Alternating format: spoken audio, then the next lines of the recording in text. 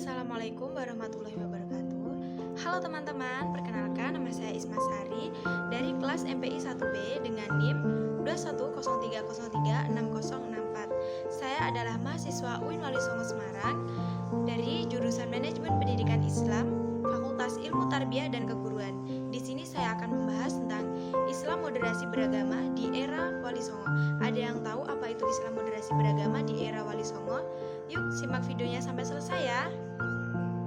Teori sejarah awal mulanya Islam masuk di Nusantara.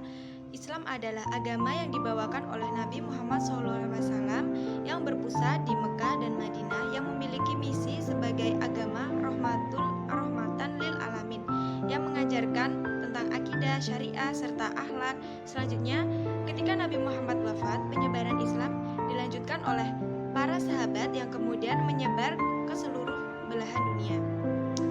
Ajaran Islam mulai berkembang sangat pesat dan diterima oleh masyarakat karena ajarannya yang mudah untuk dipahami, sangat mudah dimengerti. Tentunya bukan hal yang sangat mudah penyebaran agama Islam melalui perdagangan, pendidikan, serta budaya. Hal tersebut memerlukan waktu yang cukup lama untuk bisa diterima di dalam masyarakat.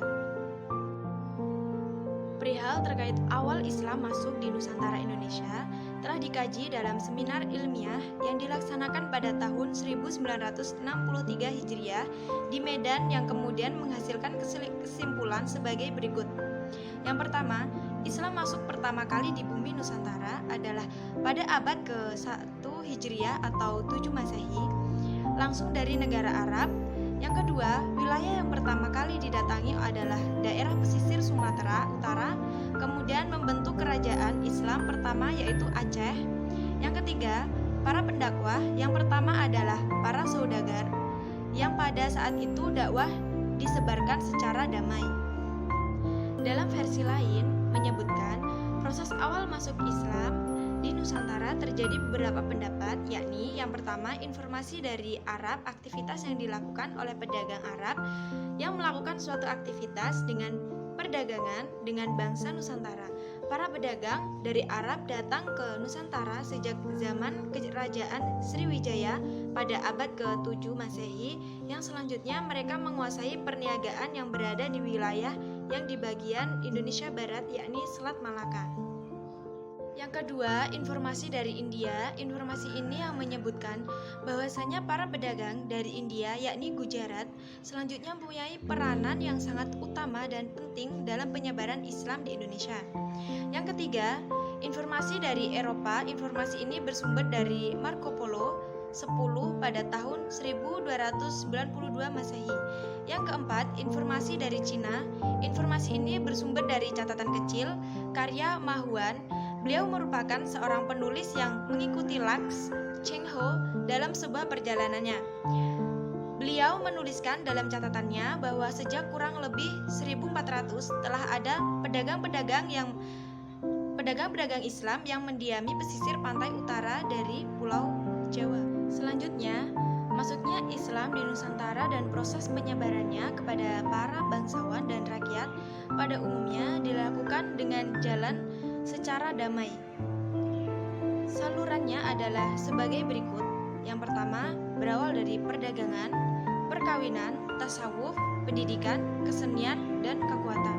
Selanjutnya ada Wali Songo dan dakwah Islam. Apa sih yang dinamakan dengan Wali Songo? Wali Songo menurut Sholihin Salam dalam sekitar Wali Songo, kata Wali Songo merupakan kata majemuk yang berasal dari kata wali dan songo.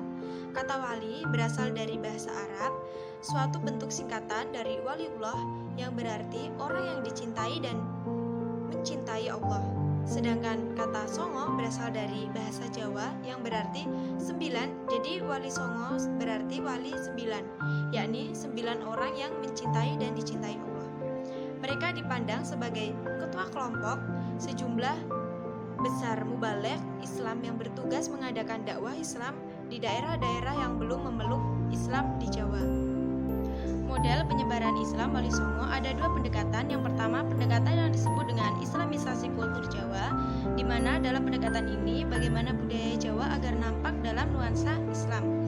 Yang kedua, pendekatan Jawanisasi Islam yang disebut sebagai suatu upaya penginternalisasian nilai-nilai Islam dengan cara menyisipkan keadaan budaya yang ada di Jawa. Selanjutnya, kemajuan Islam periode Wali Songo. Keberadaan Wali Songo sangatlah penting, memiliki peran yang sangat penting dalam penyebaran agama Islam khususnya di Jawa. Adapun kemajuan Islam pada masa periode Wali Songo adalah sebagai berikut. Yang pertama, nilai-nilai dan tradisi keulamaan Nusantara. Yang kedua, keragaman paham kesufian Nusantara. Yang ketiga, pesantren hasil asimilasi pendidikan Hindu-Buddha. Yang keempat, Islamisasi nilai-nilai seni budaya Nusantara. Yang kelima, tradisi keagamaan Islam Cham.